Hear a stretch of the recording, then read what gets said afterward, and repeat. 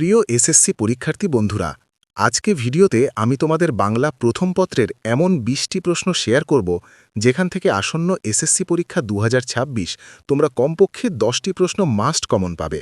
তাই সম্পূর্ণ ভিডিওটি মনোযোগ দিয়ে দেখো এবং প্রশ্নগুলো অবশ্যই নোট করে রেখো। 1. বই পড়া প্রবন্ধে লেখকের মতে শিক্ষার সর্বশ্রেষ্ঠ অঙ্গ কোনটি? উত্তর, সাহিত্যচর্চা। 2. অভাগীর স্বর্গ গল্পে কাঙালির মায়ের নাম কি ছিল? উত্তর, অভাগী। 3. মানুষ কবিতায় কবি কার জয়গান গেয়েছেন?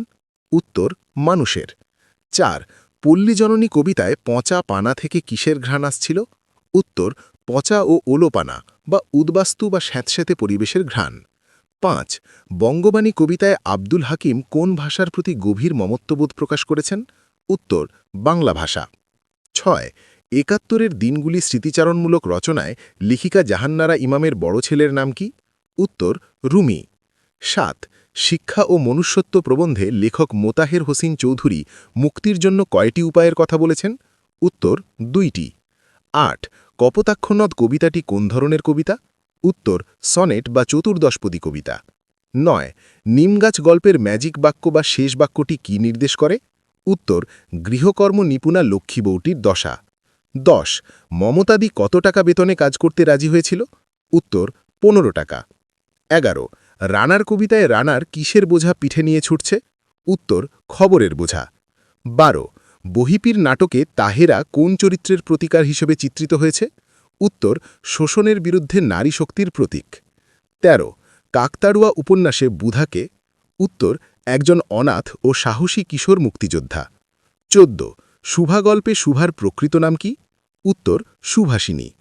15. তোমাকে পাওয়ার জন্য হে স্বাধীনতা কবিতায় কার ফুসফুস এখন পোকাদের দখলে? উত্তর, রুস্তম শেখের। 16.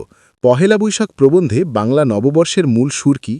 উত্তর, অসাম্প্রদায়িক চেতনা ও একাত্মবোধ। 17.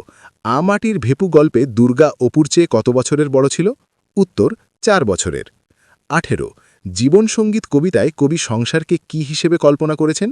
উত্তর, সমরক্ষেত্র বা যুদ্ধক্ষেত্র। 19. প্রবাসবন্ধু রম্যরচনায় আব্দুর রহমানের বাড়ি কোথায়? উত্তর, পানশিরে। 20. পরিচয় কবিতায় কবি নিজেকে কোন জাতি হিসেবে পরিচয় দিয়েছেন? উত্তর, বাঙালি জাতি। ভিডিওটি তোমার বন্ধুদের সাথে শেয়ার করো আর এমন দরকারি ভিডিও নিয়মিত দেখতে চ্যানেলটি সাবস্ক্রাইব করে আমার সাথেই থাকো।